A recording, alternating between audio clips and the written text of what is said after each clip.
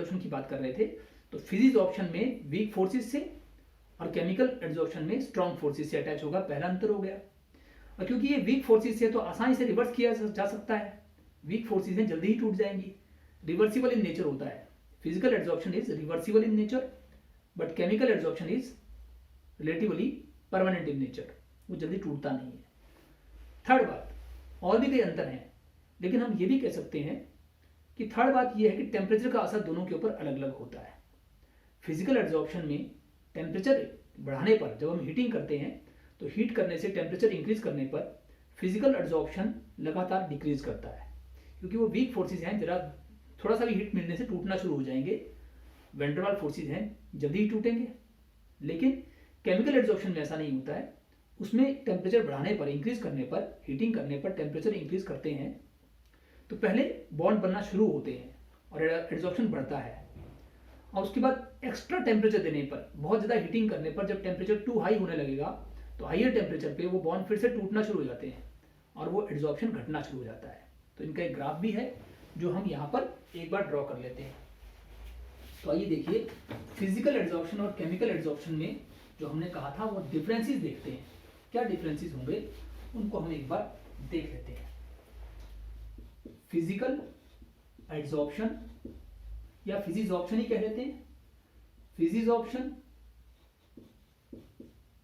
और केमिजॉर्प्शन, यहां हम लिख रहे हैं केमिजॉर्प्शन।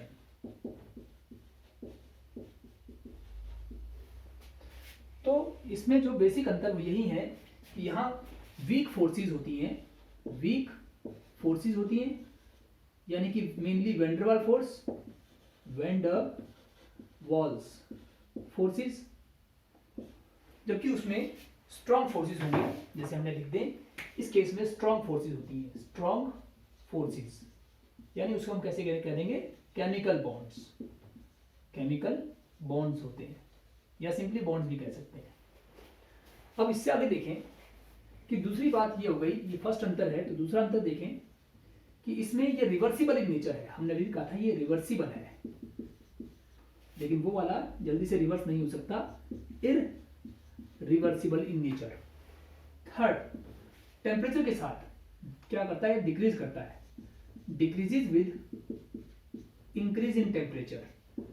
अगर हम टेम्परेचर को इंक्रीज करते हैं तो ये डिक्रीज होता है लगातार। इसका ग्राफ भी देख लें, इसका ग्राफ फिर इस तरह से होता है कि यदि हम यहाँ टेम्परेचर को इंक्रीज कर रहे हैं तो एड्जॉर्प्शन यानी एक्स अपॉन एम, ये एक्स अपॉन एम एड्जॉर्प्शन के लिए है, लगातार डिक्रीज होगा इन केस ऑफ फिजिजॉर्प्शन। लेकिन केमिजॉर्प्शन में, केमिजॉर्प्शन में क्या होता है, first increases then decreases, first increases then decreases, किसके साथ, with increase in temperature, with increase in temperature. तो ये एक अंतर और हो गया। तो इसका ग्राफ हम देख लें कि इस प्रकार से ग्राफ होगा कि पहले तो करेगा इंक्रीज और फिर कर जाएगा डिक्रीज। तो यहाँ टेम्परेचर के साथ में हमारा एड्जॉर्प्शन जो है वो ऐसे बिहेव कर रहा है, ये हमने इस बात को इस प्रकार से लिख दिया। तो ये हमारा थर्ड डिफरेंस हो गया। अब हम और डिफरेंस कुछ एक देख लें इसमें, फोर्थ एक और टर्म होती है हीट ऑफ एड्जॉर्प्शन, वो इसमें वेरी लेस या नेग्लिजिबल, ना के बराबर हीट ऑफ एड्जॉर्प्शन, नेग्लिजिबल और स्मॉल कुछ भी हो सकती है, कम मात्रा में heat of adsorption, heat of adsorption बहुत कम होती है, जबकि उसमें हाइयर होती है। यहां पर है आपकी higher heat of adsorption, higher amount of heat of adsorption. तो ऐसे हम कुछ बातें और भी करेंगे डिफरेंसेस, तो उसको मैं एक बार और भी आता हूं जरा। आप देखो कि इनके डिफरेंसेस में अगर हम चलें तो और कौन से डिफरेंस आ सकते हैं। एक और वर्ड होता है, पहले तो हम इसको देख लें कि इसकी या तो बहुत कम है या स्मॉल है। तो स्मॉल भी होगी तो कितनी होगी, लगभग 20 से 40 किलोजूल पर मोल, ये काफी कम है। जबकि उसमें हो जाएगी काफी ज्यादा, उसके कंपैरिजन में 200 से 400, या कई बुक्स में अलग अलग है 440 से 400, तो मैं यहाँ पे लिख रहा हूँ। यूं तो 40 से 400 तक रहती है, पर हम 200 से 400 भी कह सकते हैं, इतनी किलोजूल पर मोल। यहाँ 20 से 40 और वहां 40 से ऊपर, तो इतनी रहेगी हीट ऑफ एड्सॉर्प्शन। अब इससे आगे बढ़ते हैं, उतनी हीट रिक्वायर्ड है। तो अब कोई नया डिफरेंस देखें कि हमने प्रेशर की भी बात करते हैं। प्रेशर के केस में हम यहाँ डिफरेंसेस नहीं करेंगे, क्योंकि प्रेशर बढ़ाने पर, इंक्रीज करने पर ये दोनों ही इंक्रीज करते हैं, तो यहाँ पे डिफरेंस नहीं है। On increasing pressure both physics option and chemics option both of them increases, तो वो हम अंतर यहाँ नहीं दे सकते। अब हम एक एक्टिवेशन एनर्जी के ऊपर और बात कर लेते हैं कि इसमें एक्टिवेशन एनर्जी बिल्कुल ना के बराबर चाहिए, तो हम लिख देंगे नेग्लिजिबल या नो। नेग्लिजिबल या तो बिल्कुल नहीं, या फिर नो क्या एक्टिवेशन एनर्जी। ये किसका सिंबल है? एक्टिवेशन एनर्जी का। तो इसमें कोई भी एक्टिवेशन एनर्जी लगभग नहीं चाहिए होती, जबकि इसमें higher activation energy is required. तो मैं लिखता हूं high activation energy is required. इसमें एक्टिवेशन एनर्जी केमिक्स ऑप्शन में ज्यादा चाहिए होती है। अब ये बेसिक अंतर हमारा यही है, इसके ऊपर बेस्ड हम कई और अंतर कर सकते हैं, इंक्रीज कर सकते हैं, लेकिन अपना बेसिक अंतर यही है। क्योंकि इसमें कोई एक्टिवेशन एनर्जी नहीं चाहिए होती है, तो ये अपने आप हो सकता है, इसलिए इसको हम ऐसे कई बार कहते हैं कि ये स्पॉन्टेनियस होता है, अपने आप होने वाला, स्पॉन्टेनियस होता है। और वो अपने आप नहीं हो सकता, उसको हमें एक्टिवेशन एनर्जी देनी पड़ेगी, उसके बिना नहीं होगा, तो उसको हम कहते हैं नॉन स्पॉन्टेनियस, यानी इसमें ड्राइविंग फोर्स चाहिए होती है। नॉन स्पॉन्टेनियस, इसका मतलब साफ है कि ये रिक्वायर्ड, इसमें क्या है? Requires driving force.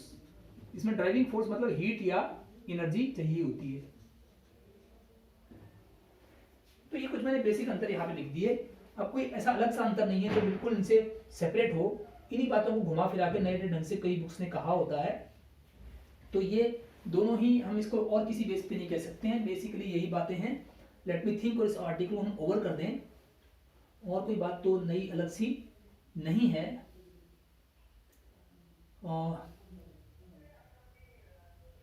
ठीक है, यहाँ पे एक छोटी और बात कह देते हैं कि यहाँ जनरली अगर गैसेस एब्जॉर्ब हो रही हैं, तो गैसेस का क्या होता है कि जिन है उनकी क्रिटिकल टेम्परेचर या फिर ईज ऑफ लिक्विफिकेशन की हम बात कर लेते हैं, तो हम यूं कह सकते हैं कि it is proportional, depends upon ease of liquefaction of gases, liquefaction, ease of liquefaction किसकी? ऑफ गैसियस क्या? एड्सॉर्बेट। जो एड्सॉर्बेट आ रहा है चिपकने के लिए, अटैच होने के लिए, वो गैस है, अगर यदि वो गैस है तो वो उसकी ईज ऑफ लिक्विफिकेशन, कितना इजीली वो लिक्विफाई हो सकती है। जिन गैसेस का क्रिटिकल टेम्परेचर कम होता है वो इजीली लिक्विफाई होती हैं, और जिनका क्रिटिकल टेम्परेचर हाई होता है वो जल्दी से लिक्विफाई नहीं हो सकती हैं, क्योंकि वो हाई टेम्परेचर के ऊपर ही गैस रहेगी, उसके नीचे तो लिक्विड बन जाएगी। तो इसको हम यूं भी कह सकते हैं कि depends upon ease of liquefaction या क्रिटिकल टेम्परेचर, ऐसा भी कह सकते हैं।